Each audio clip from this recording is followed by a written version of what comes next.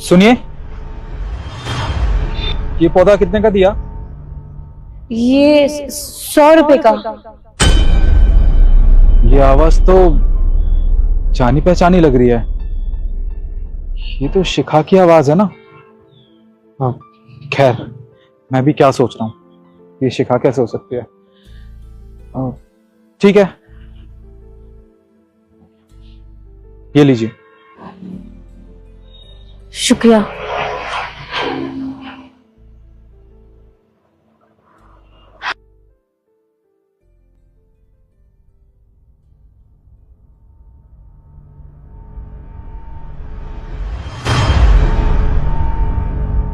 ये तो शिखा है।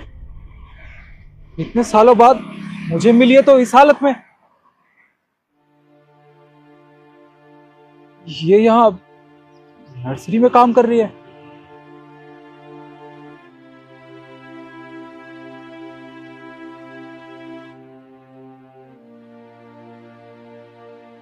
शिखा, तुम मुझे इतने सालों बाद मिली हो, वो भी इस हालत में। तुम ये नर्सरी में काम करती हो। तुम्हें पता है मैंने तुम्हें कहाँ नहीं ढूंढा। अरे पागलों की तरह पीछा किया तुम्हारा, पर तुम मुझे कहीं नहीं मिली। कितने फोन, कितने मैसेज ट्राई किए, पर तुमने एक भी फोन, एक भी मैसेज का जवाब क्यों नहीं दिया?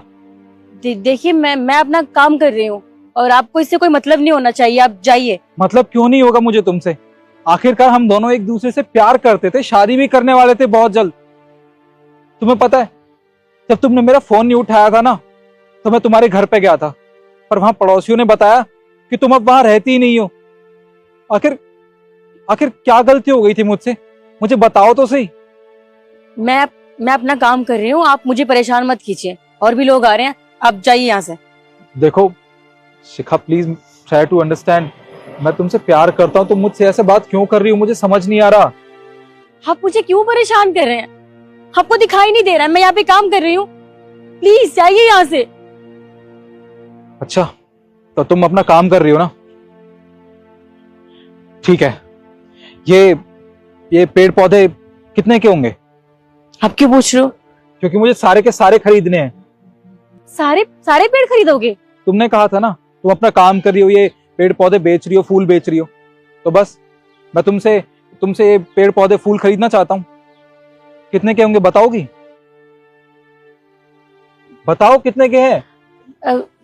20-25 हजार की तो होंगे। ठीक है, ये लो लो इन्हें। ये पूरे 50,000 रुपए हैं। तुम्हारी पूरी नर्सरी मैंने खरीद ली है। अब शिखा, तुम मेरे साथ घर चलो, मुझे तुमसे बहुत सारी बातें करनी है। मैं तुम्हारे साथ क्यों जाऊं? यार ट्राई टू अंडरस्टैंड। जो कुछ भी गलतफहमी हम दोनों के बीच हुई है, मैं उसे खत्म करना चाहता हूँ। प्लीज एक बार बात तो कर लो मुझसे।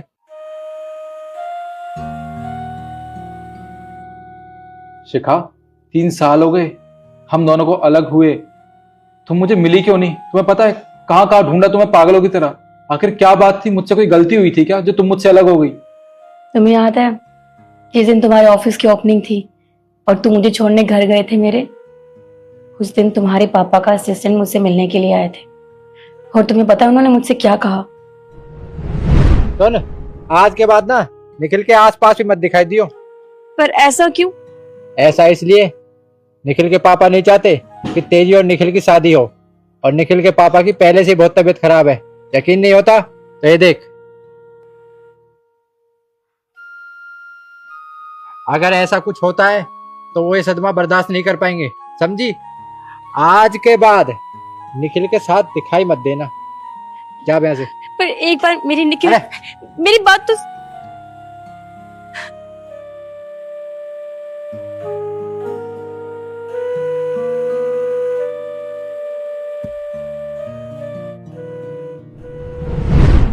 बस उस डर की वजह से मैं वापस उस घर में जा ही नहीं पाई, इसलिए मैं अपने पापा को लेकर यहाँ इस शहर में आ गई।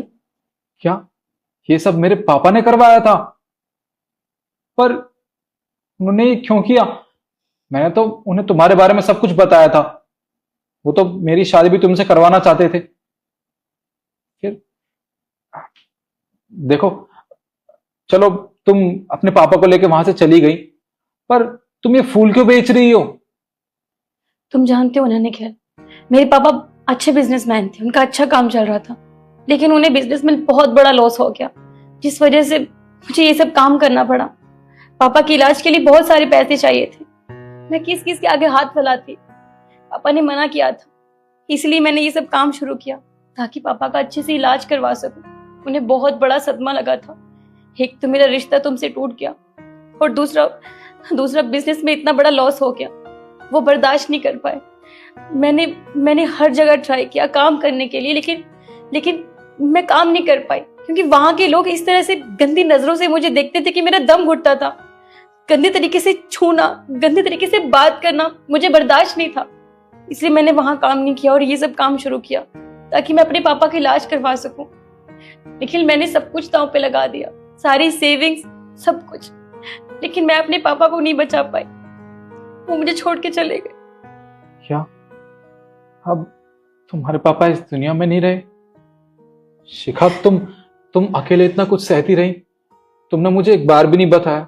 अगर मुझे बताया होता तो मैं तुम्हारे साथ हर कदम पे खड़ा मिलता।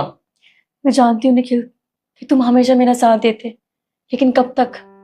मुझे अपने परिवार को भी देखना था। मेरी माँ इतना बीमार हो गई थी, मेरे भाई बहन का खर्चा, स्कूल की फीस कहाँ तक करती मैं। इसलिए मैंने ठान लिया था। मैं जानती थी ये सब मुझे अकेले ही संभालना है, तो मैंने सब कुछ अकेले संभाल लिया।